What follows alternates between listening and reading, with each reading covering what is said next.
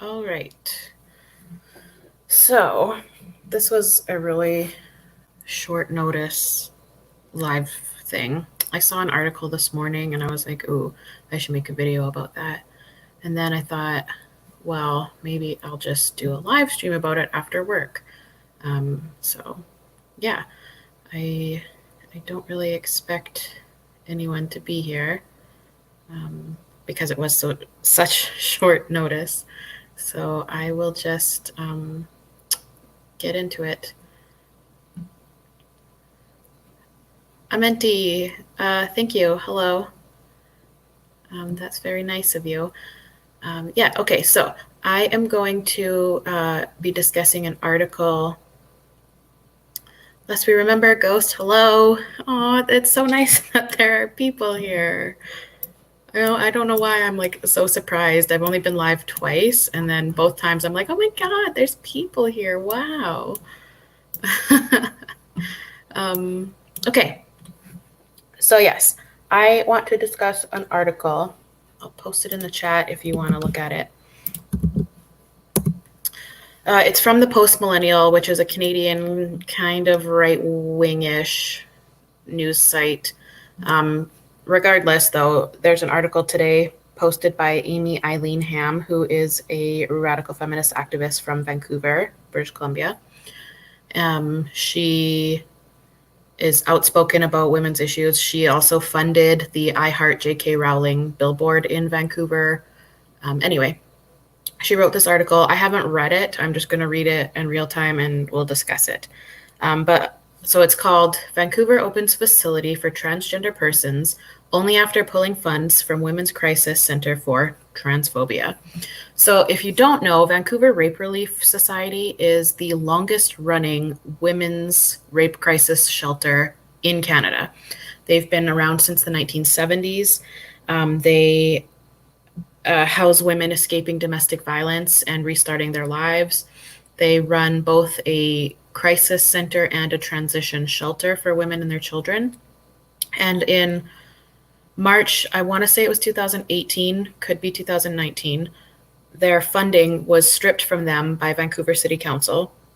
Vancouver City Council would provide a $30,000 per year grant to Vancouver Rape Relief, and the funding was stripped from them because they will not back down on their women-only stance. So that's something that's been ongoing for a long time. Anyway, the article by Amy Eileen Ham, she writes, in Vancouver, women are second-class citizens. The city that rescinded a grant for women-only rape shelters intends to spend $3.8 million to create a facility that is only for transgender people. That is crazy. Remember, the grant that Rape Relief was getting was $30,000, and they're now going to spend $3.8 million on this one. Wow.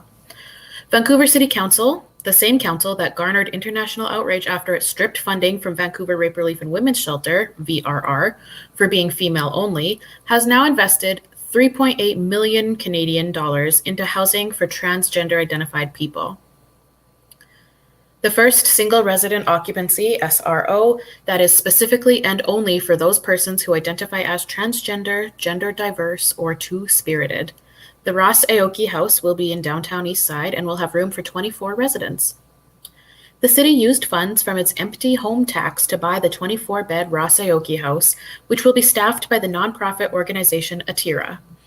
In its 2021 budget, Council identified their intention to focus on equity and critical social issues. Hello, Marianne. Councilwoman Lisa Dominato said that Ross Aoki House is really about an equity and ensuring that transgender, diverse, and two-spirit community has access to safe, affordable housing. I mean, I don't disagree with that. Part of my beliefs as a radical feminist are that trans-identified individuals have just as much right to safe, affordable housing and lack of discrimination to that as anyone else. Hello, Lesbianist Art. It's just frustrating to me that they would remove a meager $30,000 from VRR and invest $3.8 million into this. Okay, wow. Anyway, let's continue. There's a real win in this, Dominato said, in that we know that the transgender diverse two-spirit community faces higher rates of homelessness and is also at higher risk for violence. So we're able to meet the needs of the underserved community in terms of housing.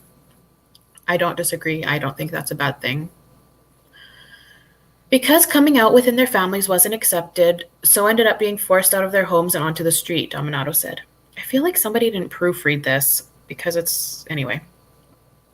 Vulnerable populations, of which both transgendered persons and women are, certainly deserve to have their own services and spaces. So why does the City of Vancouver recognize the importance of such spaces for transgendered persons, but not women? Indeed, why? I have a little tickle in my throat, so bear with me. Yes. Hilla Kerner, a member of the VRR Collective, spoke on behalf of the organization. We are not critical of the city for providing housing for trans people. Same. The city's refusal to support us financially was not because of lack of funding, but because of their lack of caring for women. The city can and should support women-only spaces and trans people serving spaces, said Kerner. Duh, this seems like logic to me. Ghost.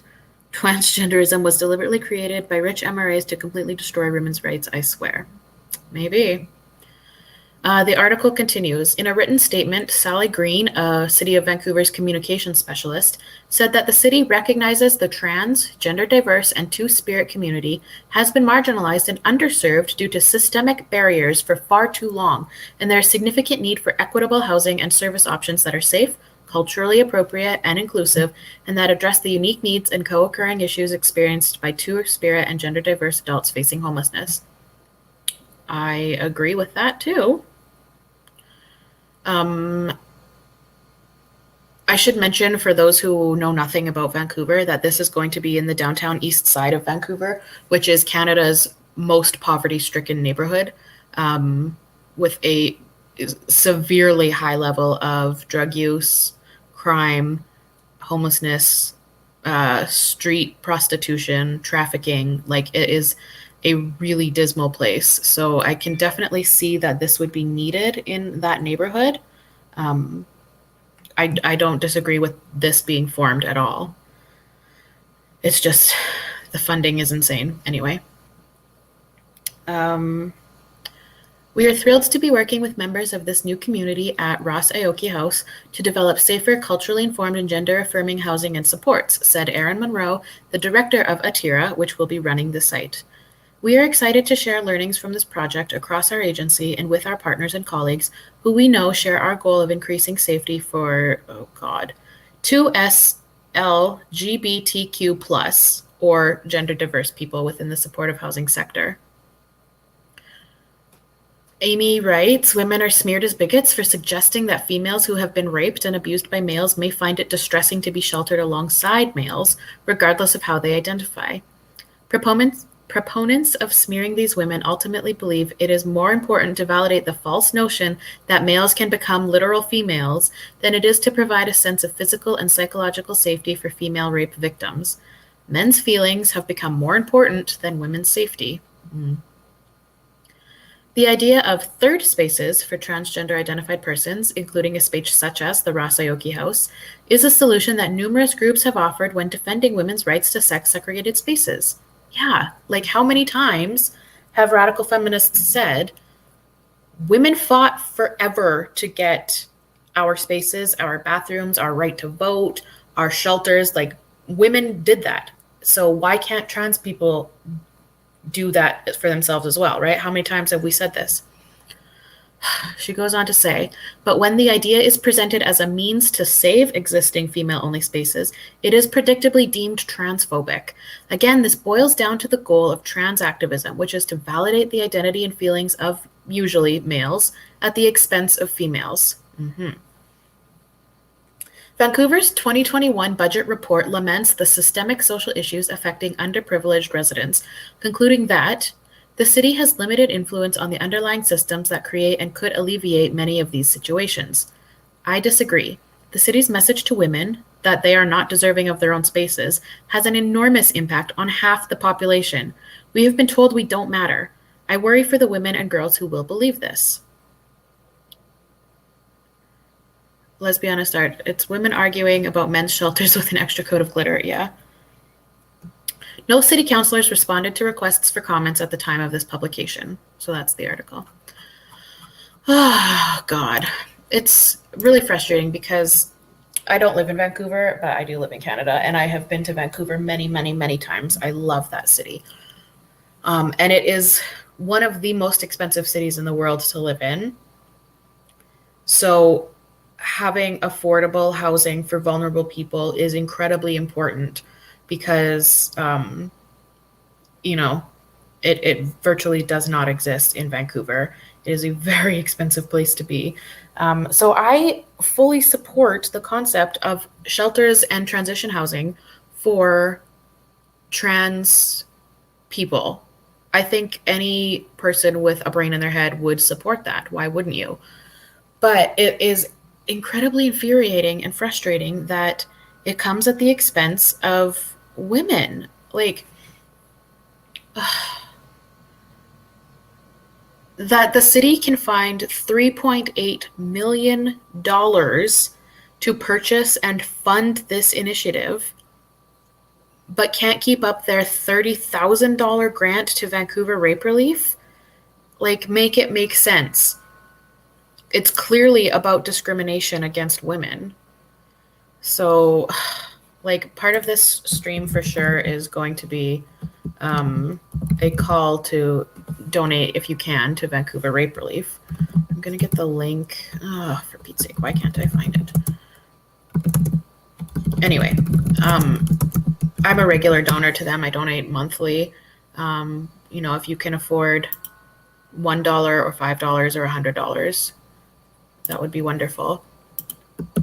Here's the link in the stream, or in the chat, I mean. I would have nothing bad to say if a shelter only allowed trans people. Yeah, exactly.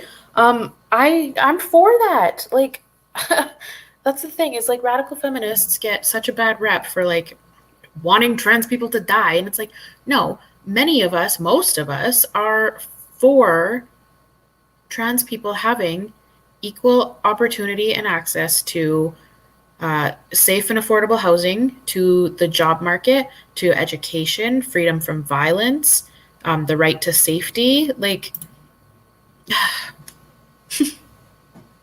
I don't know. It's really, really frustrating that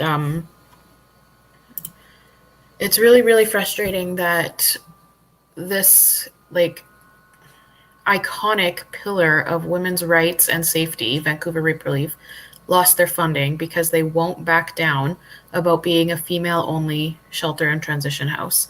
And like, the thing is Vancouver Rape Relief does so much more than just having the shelter and transition house.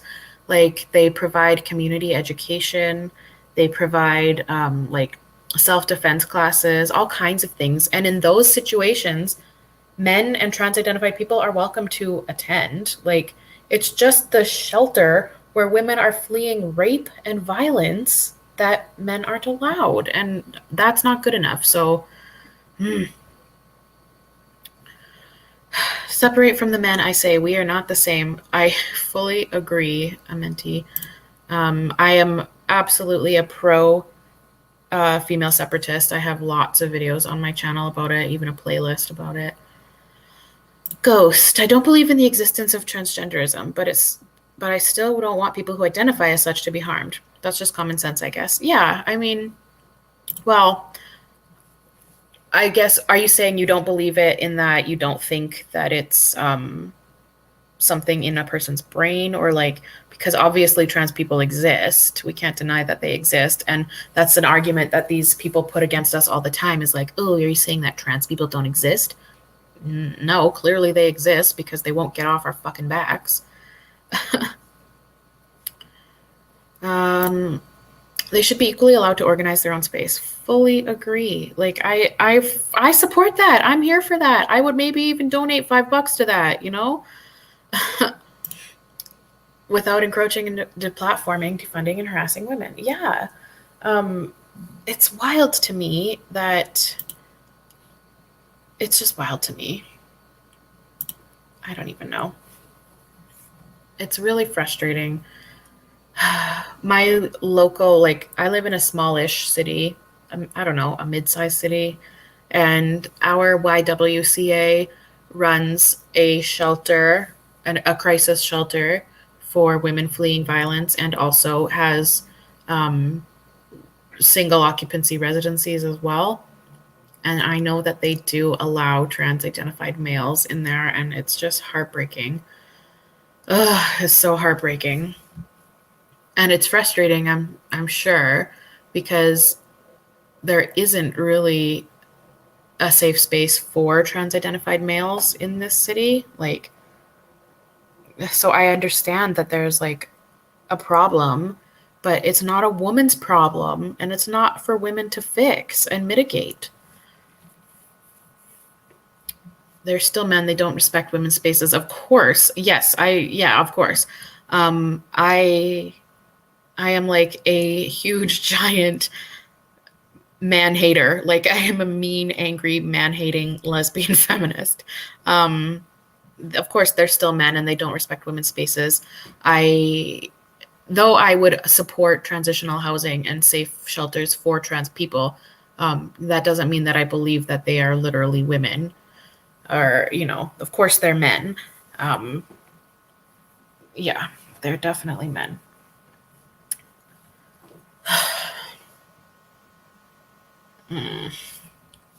It's really frustrating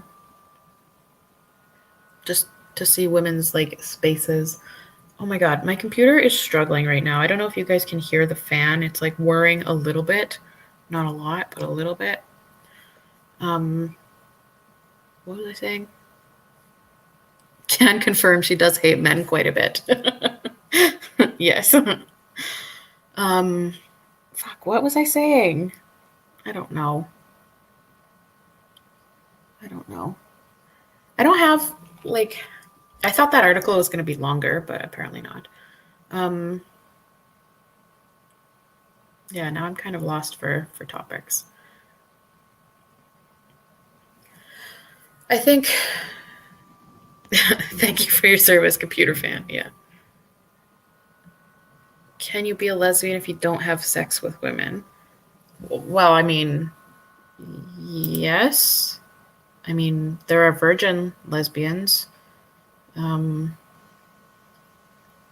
if you choose not to have sex, that doesn't make you not attracted to women. Like, to be a lesbian, all you have to do is be attracted to women and only women. Yeah. Scum is the Bible, or is my Bible. Yeah, absolutely. Valerie Solanas. A lot of people talk about her as if she was like writing in satire, and I'm like, no, she was being literal. She knew what was up. My friend told me the other day that she organized all of her radical feminist books alphabetically, and I was thinking I should do that too, or by color. I always see people's bookshelves that are organized by color. I'm like, wow, that looks so nice. But like, literally, most of my books are like a white or a cream or a black. So like, that would be kind of boring, I suppose. This has nothing to do with the topic. um, yeah. What's everyone else's favorite radical feminist literature? Amenti mentioned Scam. My favorite radical feminist book. Oh boy. It's hard to pick, honestly. And plus, I have so many that I need to read. Well, I read it on my channel, and I really appreciate Witches, Midwives, and Nurses. It's not really radical feminist, but it's about women's history, which I think is important. Adrian Harrop and his Rainbow Bookshelf. Oh God, I have no time for Adrian Harrop. Does that man not have anything better to do? He is a literal doctor. Does he not have any doctoring to do? Does he not have patients to tend to? Why is he on the internet, on Twitter, 24/7, crying about trans issues? Like, go be a doctor, dude. What is going on? I can't stand that man. I think I have him blocked on like multiple different platforms. Trust your perception is great for women to know about the effects of male semen to women.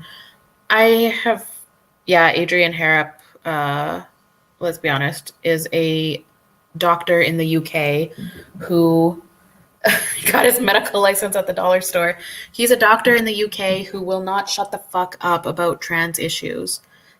He like debated Posey Parker on UK television and shit. And oh, he is the one. Okay, Posey Parker, Kelly J. Keane Minchell, she put up that billboard of the definition of woman in the UK. And Adrian Harrop is the one who got it taken down because he's a psycho. He got his medical license at the dollar store. I'm sure he did. I can't imagine that he's. How can he be a good doctor if, you know, whatever.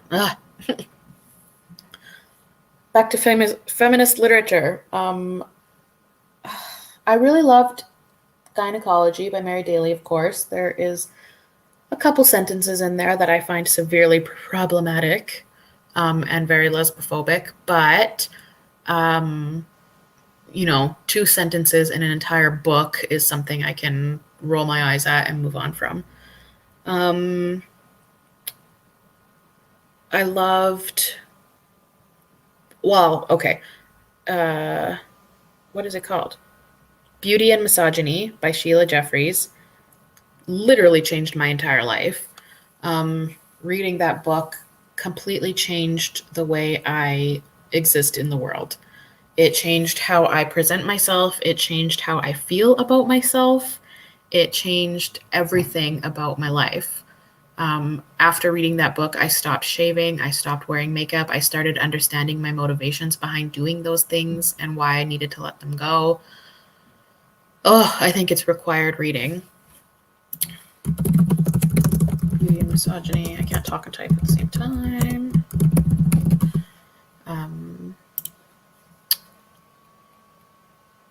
Not only books, though, like there's so many great articles online by radical feminists. You can find like PDFs of everything, but there's like, obviously there's the Feminist Current website, Megan Murphy's website, and all the writing that goes on there. And not just her. People often think, why did I stop shaving? Because there's no reason to shave. Body hair grows naturally. It's supposed to be there. If our body hair was not supposed to be there, we wouldn't grow it. That's why we don't really grow much hair on like the palms of our hands or our eyelids, or like, you know, we don't grow a rug on our chest. Like if it's not supposed to be there, it wouldn't be there. So I stopped shaving because there's no reason to, because shaving is damaging to your skin. You can cut yourself. You can get infections because of it, ingrown hairs. I stopped shaving because it's a waste of money buying shaving products. Not only that, women's hygiene products cost more money than men's products. So, I mean, yes, you could buy the men's product for cheaper, but like, it doesn't matter. You're still spending money that you don't need to spend for no reason at all. We have been, as women, socially conditioned to think that the hair our body grows is disgusting or that it's somehow dirty, when in fact the hair that our bodies grow is deliberate and is a barrier to keep dirt and debris and, you know, infection and stuff out. Like it has a purpose, and when you remove it, you're vulnerable to infection and harm. And yeah, right near a large lymph node, exactly. When you shave around your armpits, then spray deodorant, chemicals right into your bloodstream. Yeah. Shaving is kind of like chopping down all the trees in a forest and then expecting the ground cover to not be affected, if that makes sense. It's an ecosystem. Totally. Totally. And like, women have only really been removing their body hair for about 100 years, because Gillette was realizing they weren't selling as much product as they wanted to. So they're like, oh, let's market it to women. And then flapper dresses became in style that were like sleeveless. So yeah, like it's women only shave because of marketing and advertising, because it was marketed to women to remove your body hair because flapper dresses were in style. Like a behavior that human beings have been doing for less than 100 years is clearly not something natural or something that humans really should be participating in. It's not something we evolved to have or to do. It's just entirely created by capitalist marketing. So, yeah, I stopped wearing makeup of any kind. I literally know the exact last date that I wore makeup, and that was in 2019. And it was to it was to Pride, actually, Pride Festival. I stopped wearing makeup. I stopped spending fucking insane amounts of money on makeup. Good lord. Yeah, I stopped all kinds of behaviors because of that book. Yeah, waxing is so expensive and like so harmful. You're ripping things out of your body. Like, oof, brutal. Why no makeup? Again, because makeup is decorating ourselves because men want us to, in the simplest form. I would really suggest reading the book, like I said, Beauty and Misogyny. Misogyny by Sheila Jeffries. Whoops, wrong comment. Because, yeah, there's nothing natural about makeup. Beauty standards with makeup are because of social conditioning in a patriarchy and men. There's something so patriarchal and sad about women covering up their faces to be considered acceptable in the world. Whether that be a niqab or a himar or makeup. When you're covering up your face in order to be considered acceptable for men to look at you, that is so heartbreakingly sad. Women's faces are perfectly acceptable, and yeah. I get your point, but the ancient Egyptians, among other people, removed all their body hair to guard against lice and wore coal. Okay, sure, but that's not what we're talking about. Ancient civilizations wearing coal to protect their eyes as a protective measure against the sun, that's a functional, reasonable reason to do so. That's literally not the same as chemical eyeliner sold by companies owned by men to make women feel shitty about themselves. That's not the same thing. Women's fashion is designed to immobilize us, literally. High heels literally misalign your body and your bones. Tight clothing limits your mobility. Lack of pockets. It's always tight and uncomfortable and terrible. And the thing is, like, okay, this always happens when when one gets into a conversation about femininity and beauty. I've talked about this on my channel before. I can critique men and patriarchy and the sex positive stuff, and I can critique racism and pornography and all of these kinds of things.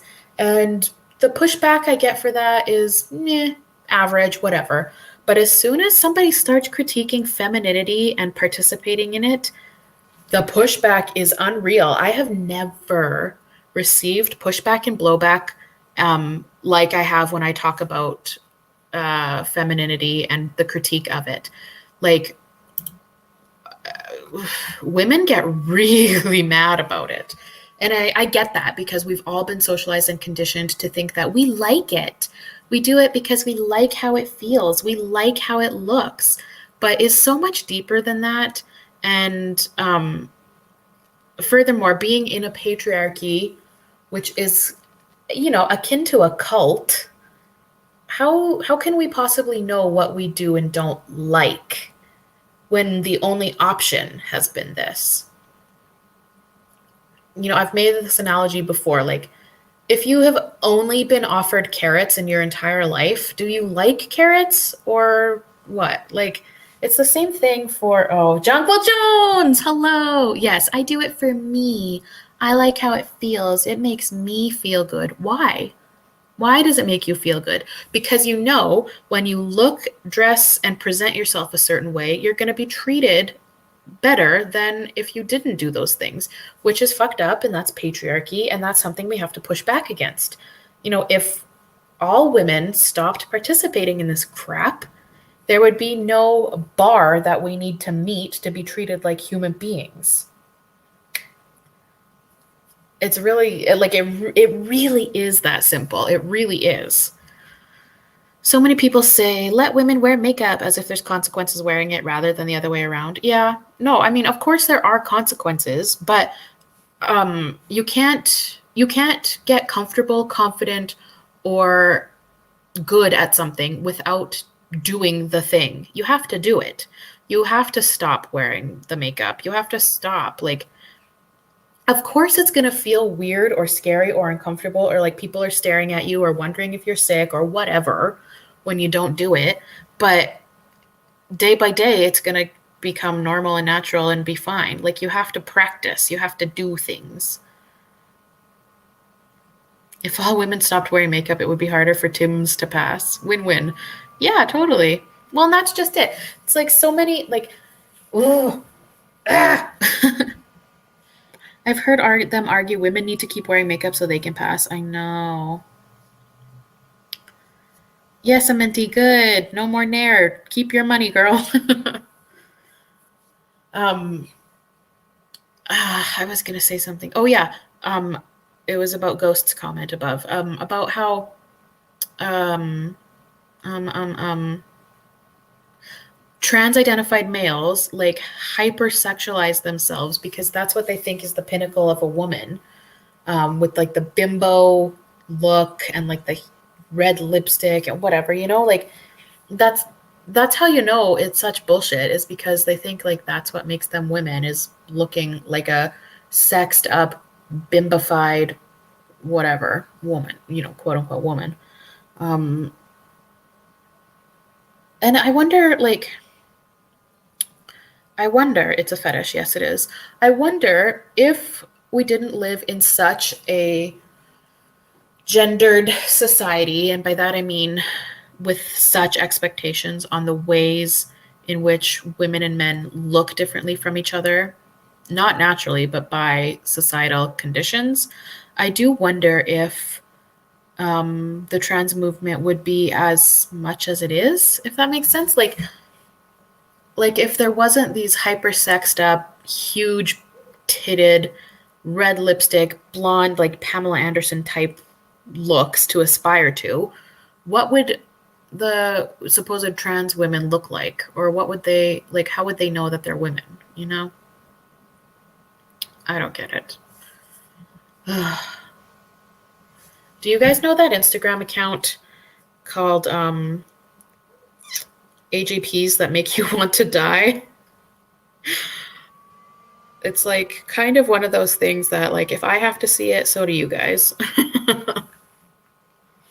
It's so crazy. It's the women who run the YouTube and podcast channel Actual Feminism. Let me find it here. AJPs. Hold on, I can't talk and type.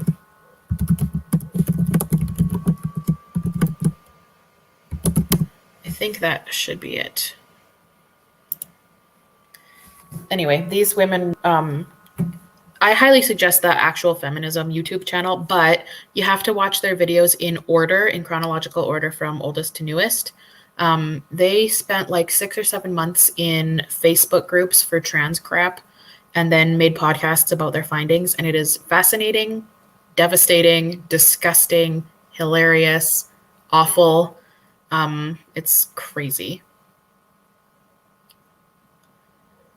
They never want to be middle-aged menopausal mothers. I know, isn't that the thing? And they always choose, like, there are no trans-identified males named, like, Gertrude or Verna. right? They're all Priscilla, Charlotte, like they choose these like really, I don't know, hyper feminine kind of porny sort of names.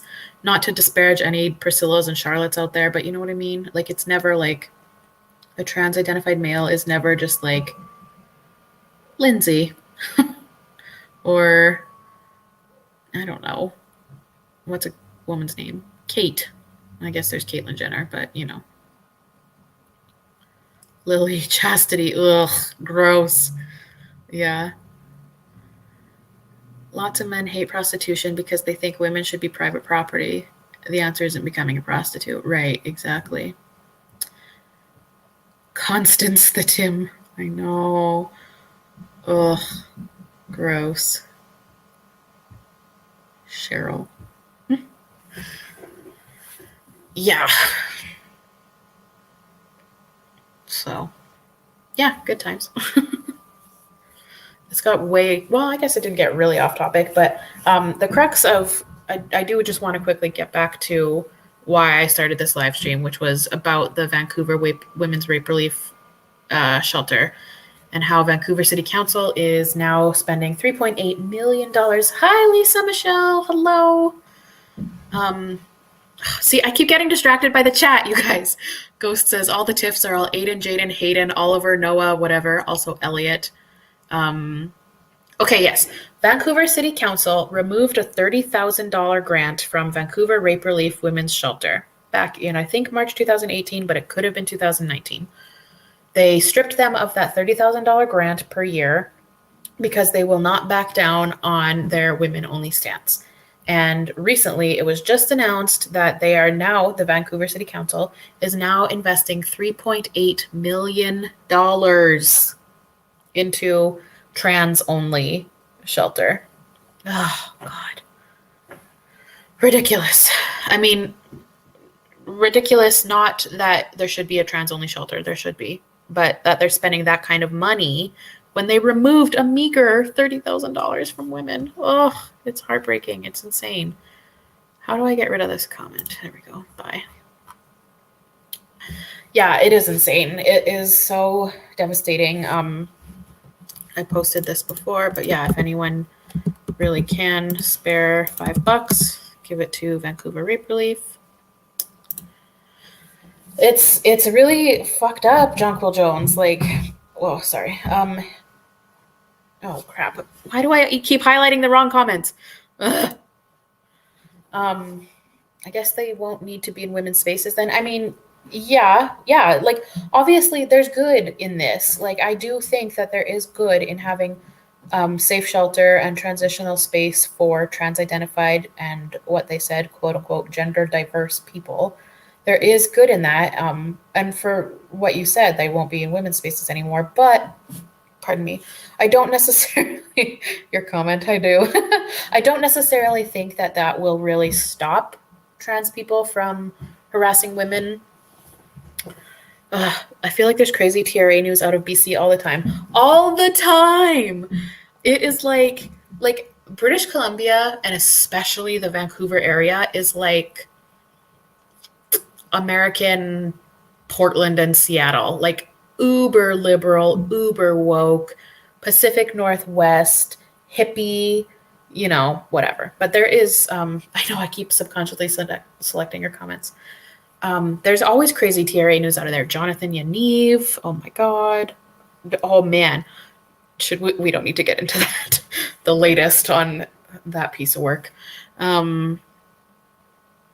There was a story out of BC recently where a 15-year-old girl, I think, like not sued isn't the word, but like took her own father to court because he wasn't going to let her transition, and she won, not the dad. Yaniv is from Langley. Yeah, Langley is a suburb of Vancouver, Vanessa. Oh, hi, Vanessa, by the way. Langley is a suburb of Vancouver. It's like 20 minutes outside of Vancouver. Yeah, Jonathan Yaniv got the snip, and he's posted multiple photos of it on Twitter in multiple states of shall we say, healing, I suppose.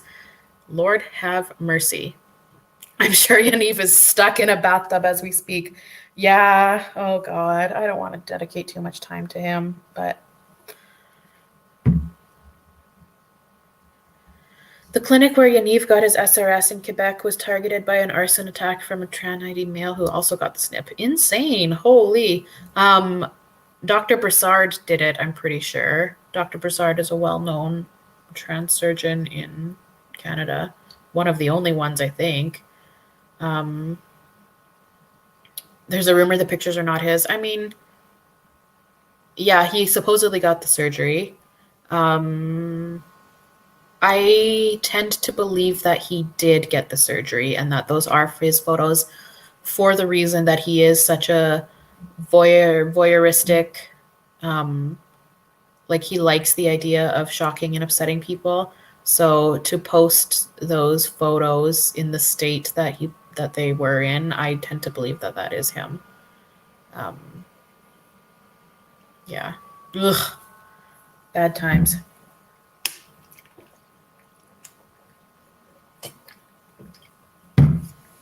Bad times. Yeah. I don't know, like, admittedly, I don't know a lot about what's going on in the rest of Canada as far as like trans crap. I don't live in BC, I live in Alberta. And I live in a very conservative province. So, I mean, there's enough nonsense here for everybody, but yeah. Yeah, the 30 visits from the fire department thing, like I think it averaged out 1.5 911 calls per day and like, abusing services. And it's crazy because we have, nobody calling him a Karen though, of course. We have universal health care in Canada, right? And the Langley Fire Department like literally said, we're gonna start charging you for this. Vanessa, I didn't realize you were Canadian as well. Oh my God. Sup? No, Ghost! Shout out to the computer fan. Oh no. My computer, my little laptop is an old girl. R.I.P. I'm so sorry if you can hear it and it's annoying. Whoa, what the hell? Whoa! The chat just like rapid fire skipped for me. I go to UBC outside of Vancouver. Oh, Faria. Just as bad, yeah. Wow, you're in UBC. Wow. R.I.P. What a waste. What was the experience that pulled me? Whoops. Frick! Let's be honest, art. Again, I meant to highlight another person's comment, for Pete's sake. Oh my God. Okay, what was your experience that pulled you to be a feminist? Well,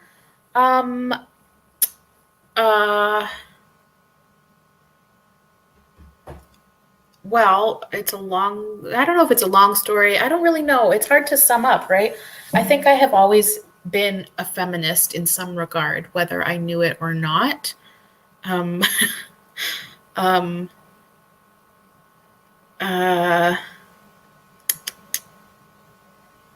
I've always been kind of a feminist in some regard.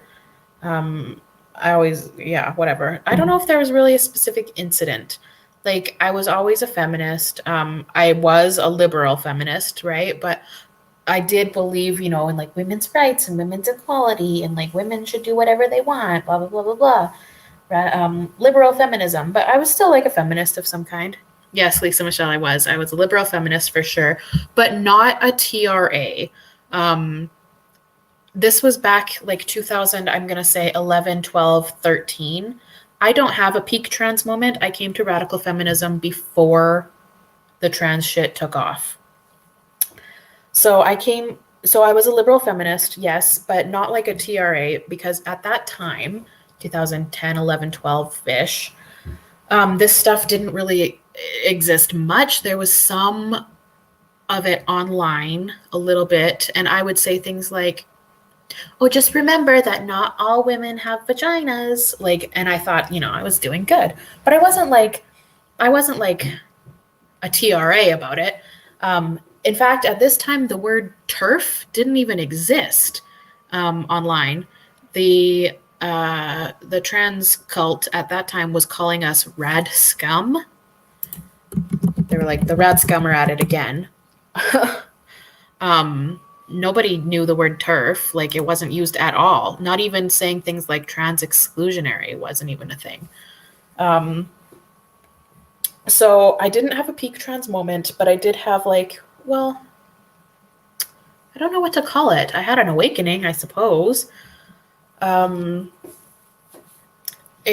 woman who was a radical feminist online had a blog on Tumblr. And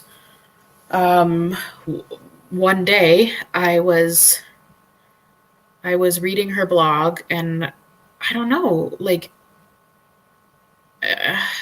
it's really hard to explain.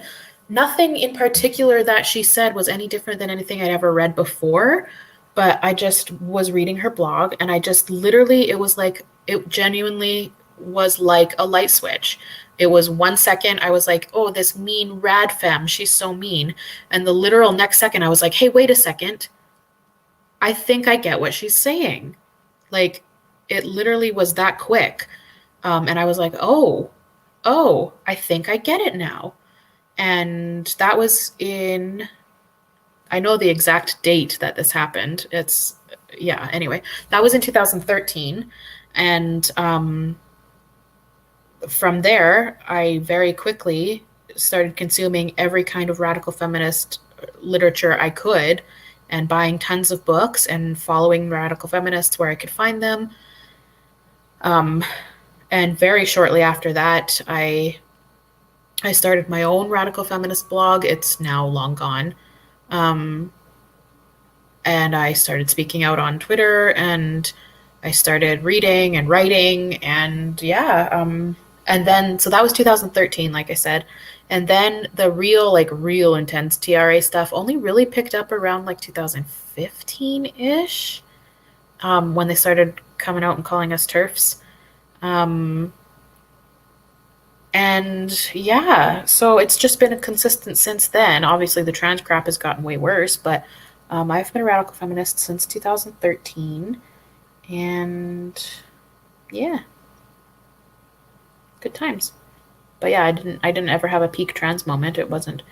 But the thing is, I will say, and I have said this in videos before, I think there is a very big difference between somebody who is a radical feminist and somebody who is critical of gender, or gender critical, or trans critical. There is a very big difference between those things. And so I think the quote unquote peak trans thing tends to happen, or tends to be a thing more among women who are gender critical or trans critical, because radical feminism encompasses way more than just the trans stuff. In fact, the trans stuff is a tiny bit of it. So I didn't have a peak trans moment. I had a I understand what women need for liberation now moment. Sorry, I'm missing some of the chats here. I just want to catch up.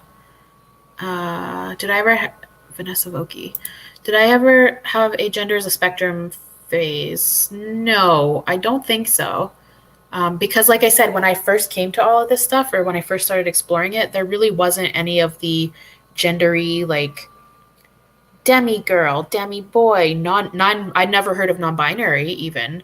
I'd heard of gender queer, but that was a term that's been around since the 90s. So I had heard of that, but I never had like this gender as a spectrum thing. No, I didn't. I became a TERF before I actually heard the word. Hell yeah. Going full rude femme was so freeing. Yeah, I mean, yeah, rude femme. I hear that. What do I think of the Scum Manifesto?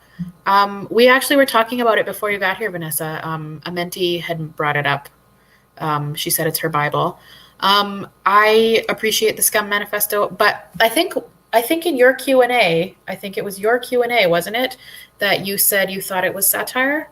I don't want to call you out if it wasn't you. Not call you out, but put the spotlight on you. I personally don't take that opinion that it was satire. I think she was quite literal, and I think she is quite a brilliant woman. R.I.P. Um, Way too many women have flocked to the RadFem label without lots of thought. Fully agree. Have talked about this many times. Have multiple videos about this. There's a big difference between just being gender critical or being trans critical versus being an actual radical feminist. And often women who are only transgender critical call themselves radical feminists or radfems because they think that that's what it means without really knowing much more of the theory or the other tenets of it, which is a huge pet peeve of mine. Officially peaked last year. I'm a late bloomer, non-binary liberal. Just wanted to be kind. Yeah, for sure. Interested to hear my take on what women need for liberation. Jean-Claude Jones, I love that topic. I might make a video about it because I feel like I need more thought. But I think what women need for liberation is complete separation from men. No men. And I know, we live in a society, but an easy step would be to stop investing any of your energy, time, or money into men. Rude films all the way. Yeah, not satire genius. Yeah, I think so. Yeah. Yeah. So, I don't know. This it's one of my famous quote times. This is all over the place. I say that in pretty much every video I ever make, and this started out as something else, and it's turned into a totally different thing. I did say I thought it was satire. I think satire is making humor out of the truth and punching up at powerful people. I don't think she was being sarcastic. Okay. I understand what you're saying then. I guess I interpreted it as her not being serious. As saying it was satire was saying she wasn't being serious. So I appreciate what you just said there because I get that for sure. And I would agree. Yes, punching up, taking humor out of the truth. Yes, I do. I think she was serious and being literal. Yes, I got you. Ooh, let's be honest, Art. I'm highlighting you intentionally here this time. um, yes. Yes, it is. It is hilarious at the same time. Yes. Um, Satire gets confused with parody a lot. Yeah, absolutely. Okay, back to this one. Yes, radical feminism requires a lot of personal work and personal change. I am of the opinion that radical feminism not only requires a belief in an ideology, but it requires real world action in your life and the world. Um, it requires doing, not only believing.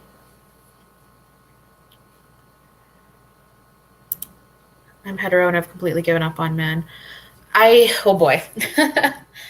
Yeah, I don't blame you one bit. And I can't imagine being heterosexual or bisexual and having an attraction to men, but whilst being awakened to radical feminism. Um, that has got to be very hard. I don't doubt that it's very hard. Um, Men are a waste of time, Ghost. You're right. A waste of time, a waste of energy, money, emotional labor, physical labor, reproductive labor. And it's like, as a radical feminist, I don't want that to be the case. I wish it weren't. But we live in a patriarchy, so there you go. It is what it is.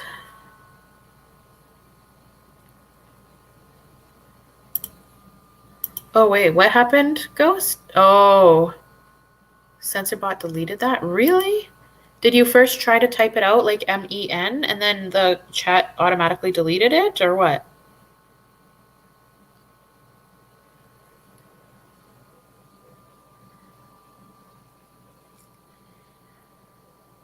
Uh, Good men are extremely rare, and even then it is a constant power struggle. When you find your best friend who worships your body, stick with that one.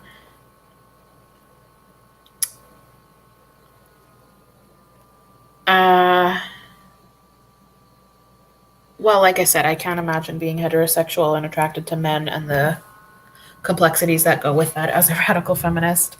I personally don't subscribe to the good men idea because we live in a patriarchy and every man on this earth has been indoctrinated into it. So I can't personally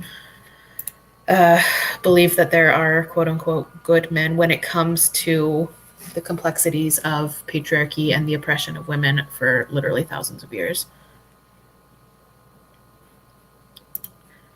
So much happier being me and not worrying about it. That's so nice. I'm glad to hear it. I had to censor men. Wow. I'm getting my misandry comments deleted. Oh. Yes, all men. Yeah. But like I said, like I understand that when you are attracted to men, like it makes it more complex, certainly. I get that. I get that. Finding a good man is playing Russian roulette, where 5 of the rounds are bullets and 1 is a poisonous dart that won't kill you instantly, but will slowly kill you. Yeah. No. Lesbianist Art had a great analogy about about this before. Once she said that it's like how do I even say this? It's like it's like men are bears, and some women are like, oh, but I like living in the bear forest and I'm sure I could find a nice bear who won't eat my face. And then the rest of us are just like, no, like come live up on this hill with us away from all the goddamn bears. Like you're not going to find a bear that isn't going to eat your face. Yes, your bears in the wood analogy. Reluctantly heterosexual, yeah. Yes, the bears in the wood analogy. Like, just get out of the forest and up on the hill where there are no bears.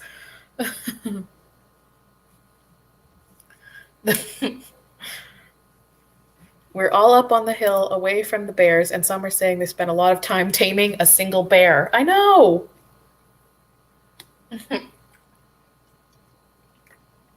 It's like that meme. Let me find it. I can't.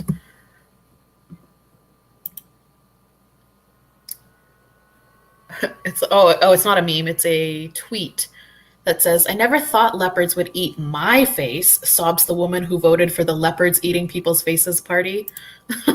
Like, yeah. Yeah. My Nigel is a good one. Okay. All right. Sure.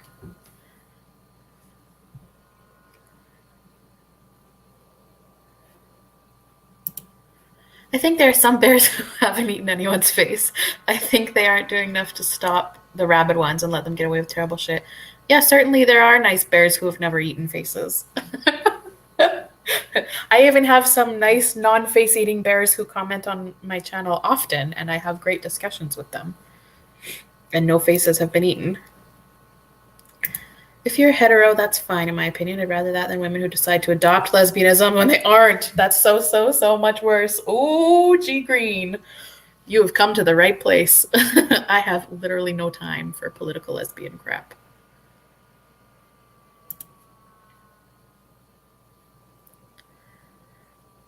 Yes, Vancouver lost their funding. Not all of their funding, like they still get donations and other grants, but they specifically lost a $30,000 per year grant from the city of Vancouver. Not all bears. Yeah, so Vancouver Rape Relief Women's Shelter does not, they will not bow to the trans crowd. They will not allow or male-bodied people into their transitional shelter. And so their grant was removed by the city for that. And now the city is spending instead $3.8 million on a trans shelter.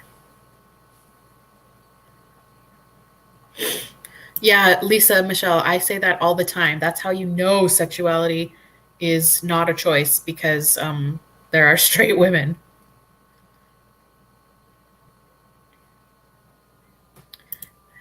Oops. Ah, fuck.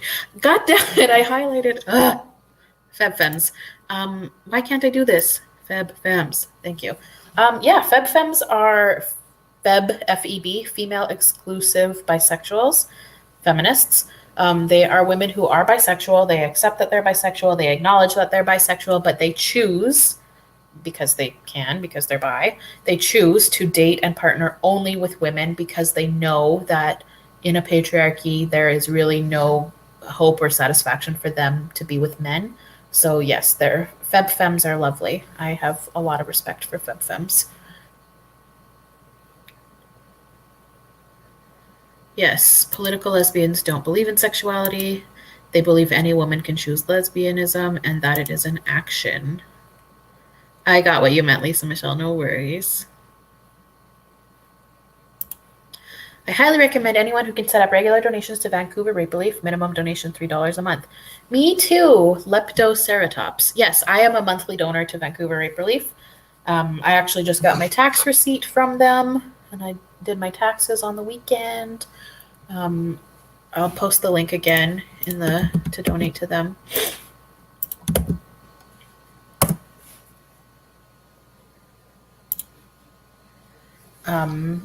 Yeah, whatever you can, if it's $3, and if you can't afford to donate to them monthly, like that's totally fine. Like would nobody would think badly of you for that. But if you can even give them like a one-time $3 donation, or 5 or 100, or whatever you can afford, that would be awesome. Sorry, I'm rubbing my eye. It's like really itchy. Ugh. It's allergy season, so I'm suffering.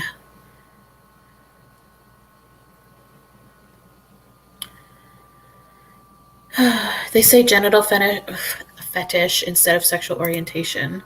So you're saying straight girls fetishize dick, right? Yeah, it's so weird. Not genital. A fetish is something that is, like, the definition of fetish is something that is not sexual but is sexualized, and so by that definition, you literally cannot have a genital fetish because genitals are required for sex.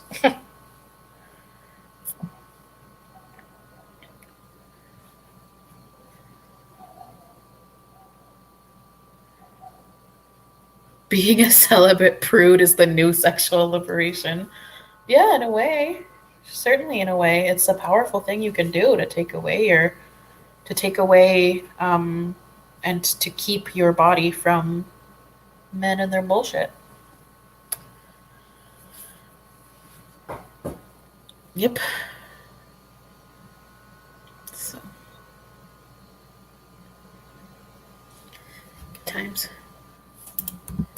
Good times. So yeah, this has been an hour now. Probably should wrap it up because I'm sure everybody here has better things to be doing than listening to me deal with my allergies.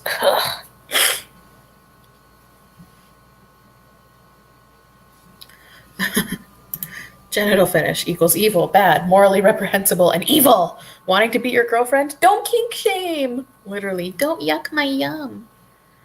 Does this video get flagged if we don't censor sexual words? I don't think so, but I guess in the chat the gals were experiencing when they typed the word men, MEN, their chats were automatically being removed, which is crazy to me. I didn't know that even could happen. So wow.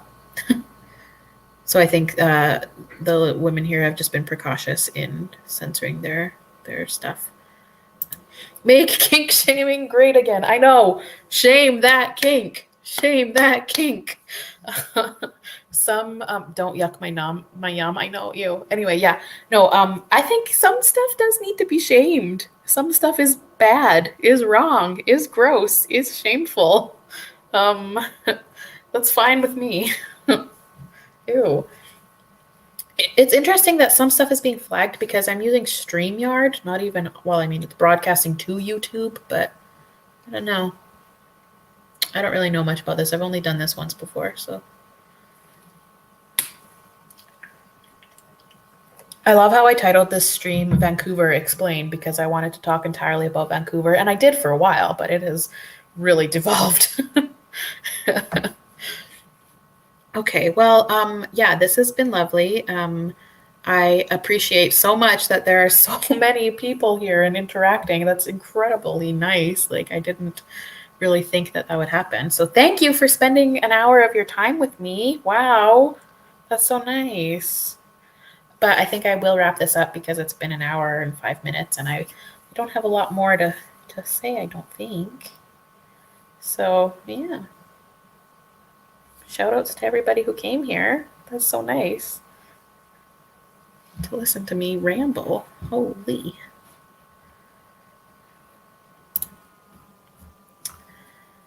Okay. Thank you, Let's Be Honest Art. Thank you, Jonquil Jones. Thank you, Amenti. Thank you, Lisa, Michelle, and Vanessa, and Leptoceratops, G Green, Faria. Everybody, thank you. Okay, have a great evening, everybody. Bye-bye. I'm going to go now. Rambling is in the name. Yes, I know. Okay, now I'm going for real. Goodbye.